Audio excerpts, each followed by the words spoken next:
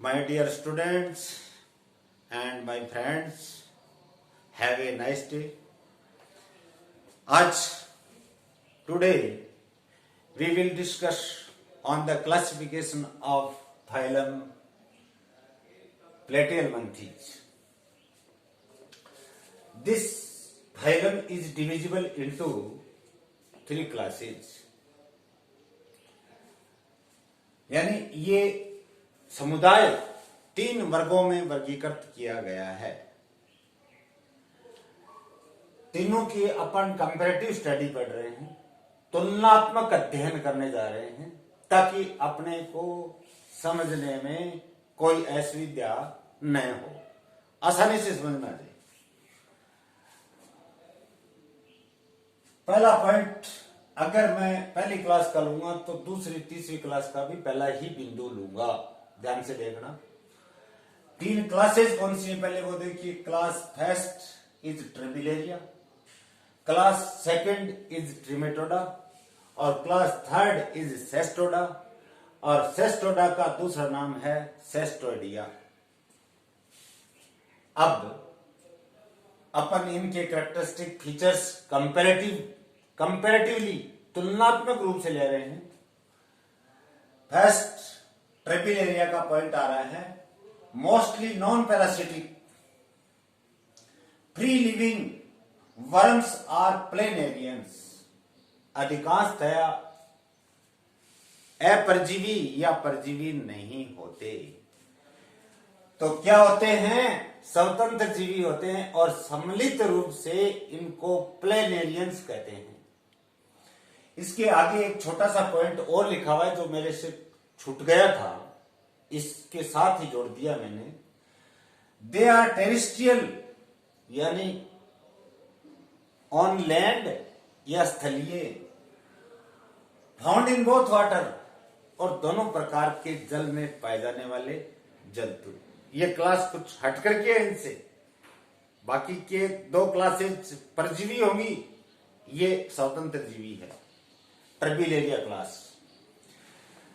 ट्रिमेटोडा में देखिए एक्टो और एंडोपैरासिटिक फ्लैटवर्म कॉल्ड फ्लूक्स। बाह्य और अंतः परजीवी चपटे कर्मी होते हैं जिनको अपन फ्लूक्स बोलते हैं। क्लास सेस्टोडा में देखिए पहला point, endoparasitic flatworms known as tapeworms. ये अंतः परजीवी प्लेटवर्म्स होते हैं जिनको अपन टेप वर्म्स कहते हैं। They are प्लेनेरियंस। ट्रिमेटोडा में पाए जाने वाले फ्लूक्स और सेस्टोडा में पाए जाने वाले टेप वर्म्स, पहला पॉइंट।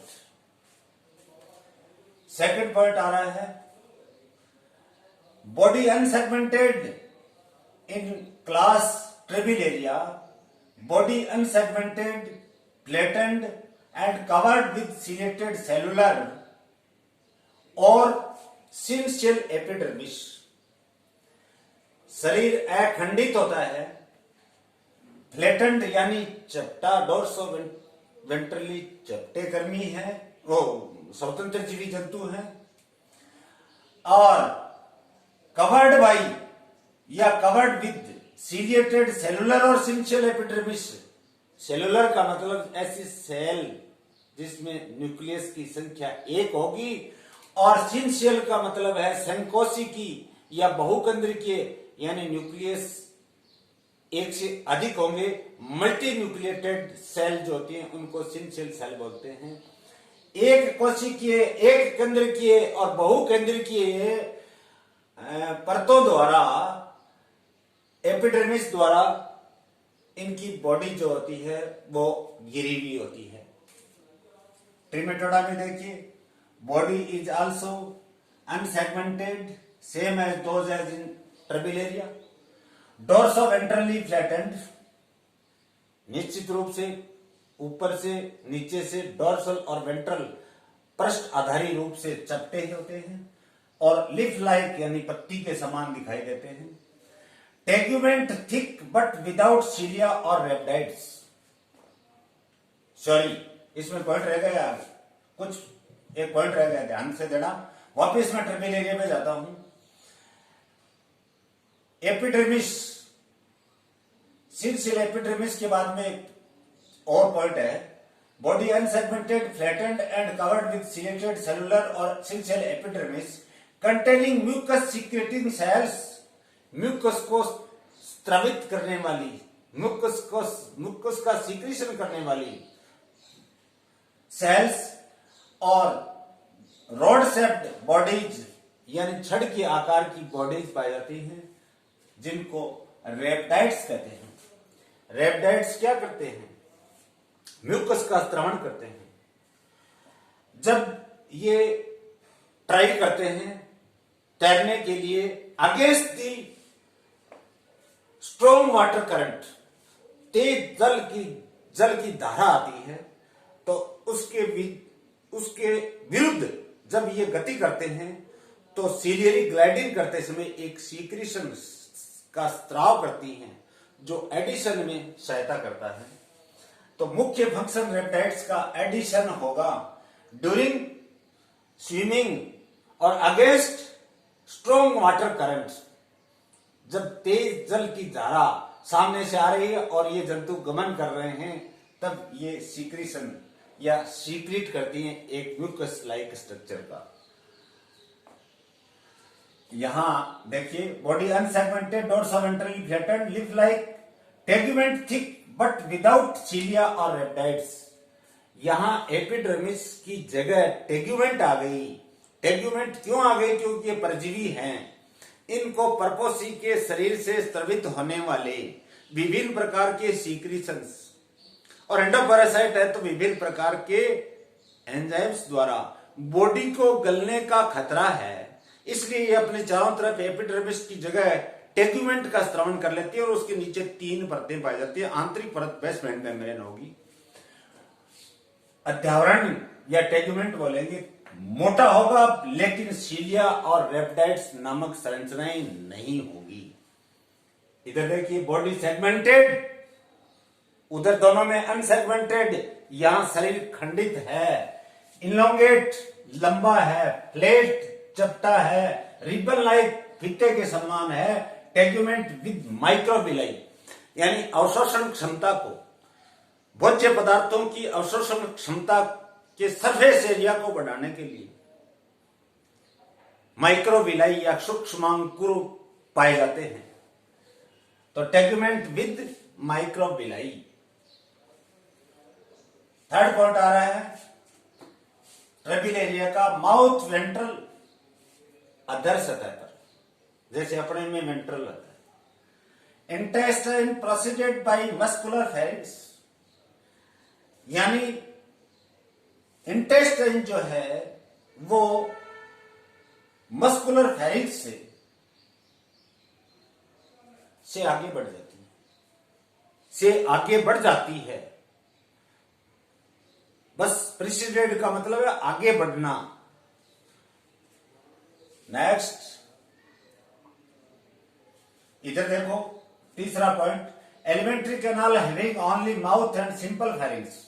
आहार नाल में एक मुख होगा और एक सिंपल फेरिंग्स ही होगी।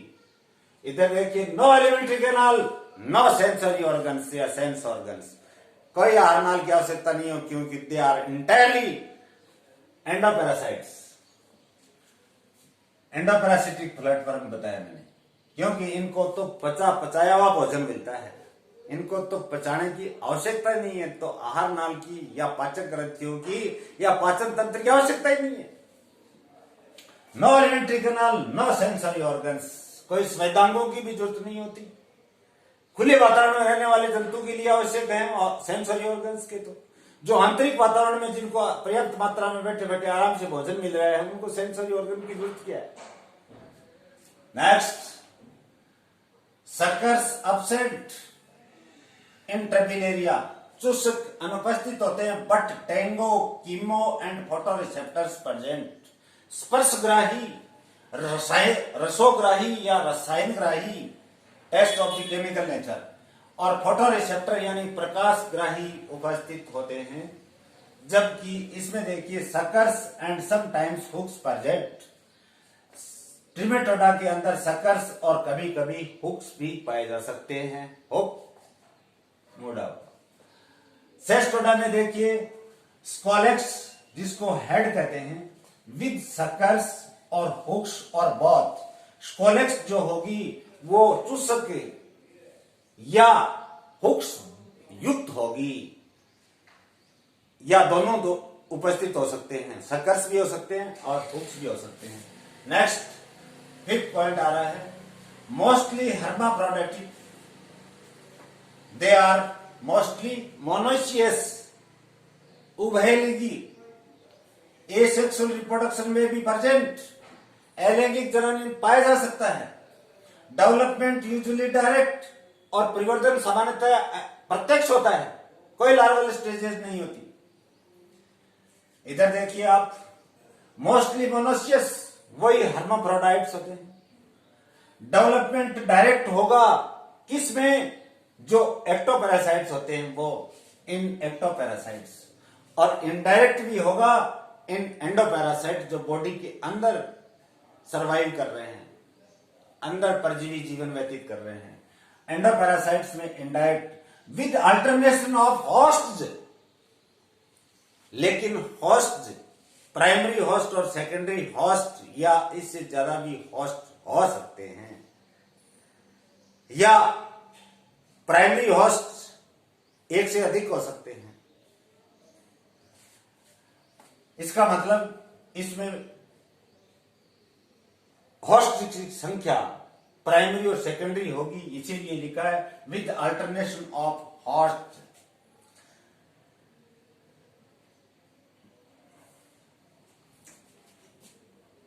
पांचवा पॉइंट इसमें लेते हैं ईच मैच्योर, किसमें, सेस्टोडा में, each mature segment, mature segment यानी परिपक्व खंड प्रोग्लोटिड कहलाता है। मोनोसियस होगा जिसके अंदर with male and female sex organ, जिसमें दोनों प्रकार के नर और मादा जननांग उपस्थित होंगे। इसमें और इसमें 6 बिंदु लिए हैं जबकि उसमें 5 ही हैं। 3 pairs of longitudinal nerve cords present, 3 जोड़ी यानी 6 अनुदैर्ध्य तंत्रिका रज्जु उपस्थित होते हैं, 1, 2 और 3 दोनों पार्श्वों में। तो टोटल कितने हो गए, 3 इधर 3 इधर, 6 हो गए। 3 pairs longitudinal nerve cords present. यहां क्या आ रहा है, छठा पॉइंट, लाइफ साइकिल कॉम्प्लिकेटेड, बहुत कॉम्प्लेक्स या जटिल प्रकार का जीवन चक्र होता है। इन्वॉल्विंग 1 और मोर इंटरमीडिएट होस्ट, एक या एक से अधिक मध्यस्थ प्रपोसी की आवश्यकता पड़ती है। एम्ब्रियोज विद 1 और more intermediate host, embryos with hooks, जो भ्रूण पाए जाते हैं उनमें भी हुक्स उपस्थित होते हैं। अब लेते हैं classification of class Trabellaria. This class is divisible into 5 orders. ये 5 ऑर्डर्स में क्लासिफाई किया गया है। ऑर्डर एसिला, उदाहरण कॉन्वोलिटा एटसेट्रा। ऑर्डर रेप्डोसिला, उदाहरण माइक्रोस्टोमम एटसेट्रा। ऑर्डर एलोसिला, उदाहरण प्लेजियोस्टोमम एटसेट्रा। ऑर्डर ट्राइक्लेटिडा, उदाहरण ड्यूजिशिया या गुंडा एटसेट्रा। ऑर्डर पॉलीक्लेटिडा, उदाहरण लेप्टोप्लेना और नोटोप्लेना एटसेट्रा। ट्रिमेटोडा का वर्गीकरण लेते हैं। This class is divided into 3 orders. First order Monogenea, mono means एक आ रहा है, दे आर मोनोजेनेटिक यानी इनका होस्ट एक ही होगा। करेक्टर में लिख दिया मोनोजेनेटिक एक्टोपैरासाइट्स, क्योंकि यहां देखिए ये एक्टो और एंडो दोनों प्रकार के लिखे हुए, तो ये एक्टोपैरासाइट्स होते हैं इसलिए इनका नाम पड़ा है मोनोजीनिया। उदाहरण होगा डिप्लोजोन एटसेट्रा। दूसरा ऑर्डर आ रहा है डाइजीनिया यानी डबल, डाई मीन्स 2 होस्ट होंगे लाइफ साइकिल में, तो दे आर डाइजेनेटिक एंडोपैरासाइट्स। उदाहरण फेसियोला और सिस्टोसोमा एटसेट्रा। जो फेसियोला के जीवन चक्र में देखिए, प्राइमरी होस्ट सीप या अन्य कोई कैटल हो सकता है, कई कैटल्स हो सकते हैं। सेकेंडरी होस्ट या इंटरमीडिएट होस्ट लिमनिया नाम का स्नेल या घोंगा होता है।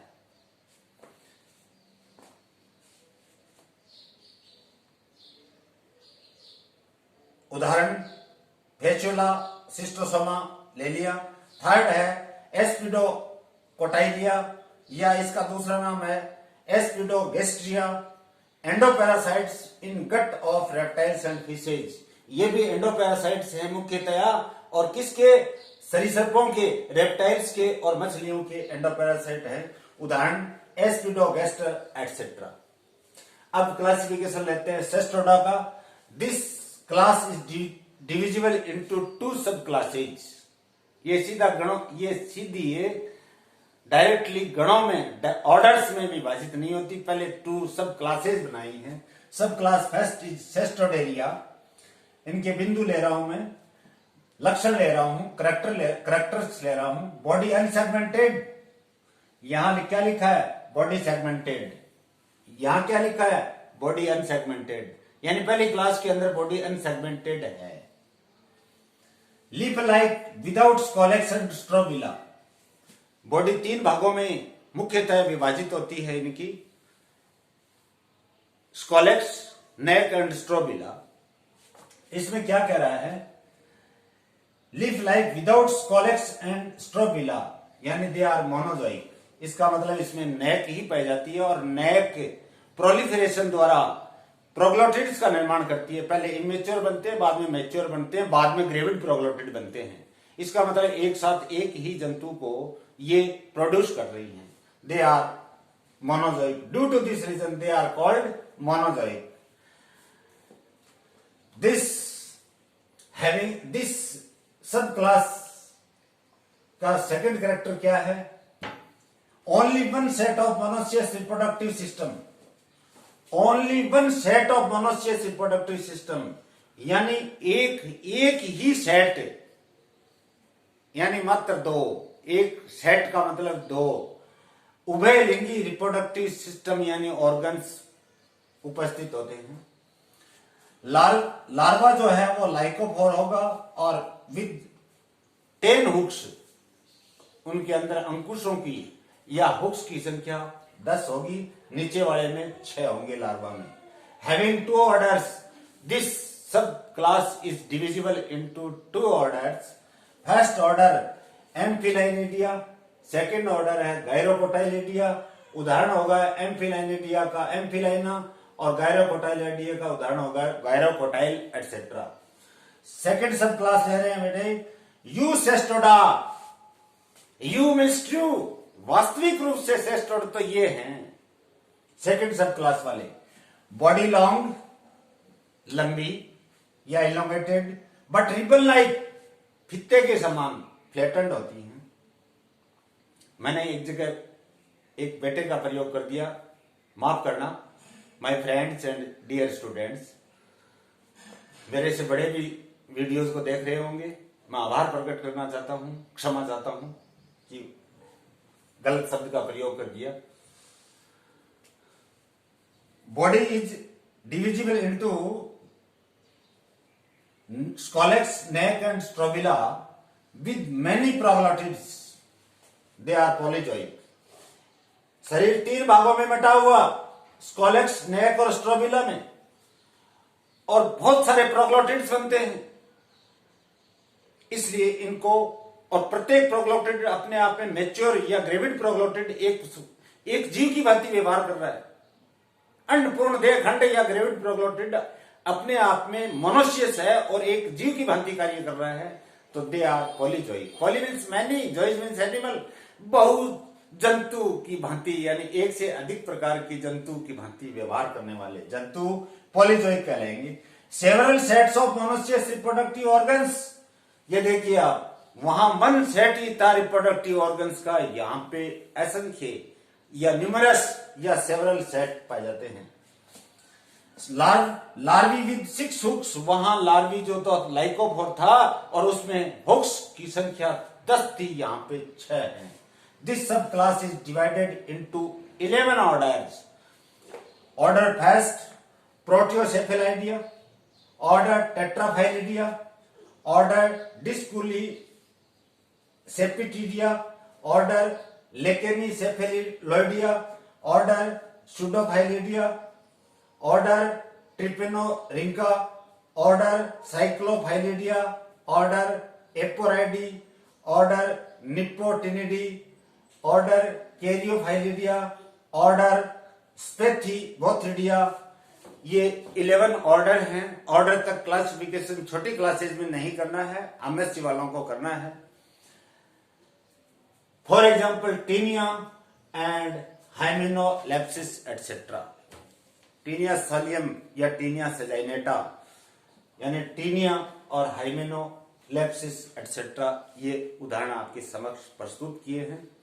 अगर कहीं प्रोनाउंसिएशन में या कोई व्याख्यान के दौरान, लेक्चर डिलीवर करने के दौरान किसी गलत प्रकार के शब्द का प्रयोग हो गया है, सॉरी। अब अगर आप स्क्रीनशॉट लेना चाहते हो तो स्क्रीनशॉट ले सकते हो, लेकिन कोरोना के बचाव हेतु सुरक्षित रहिए, घर पे रहिए, जुड़े रहिए, ज्यादा से ज्यादा लाभान्वित करने का हम प्रयास करेंगे।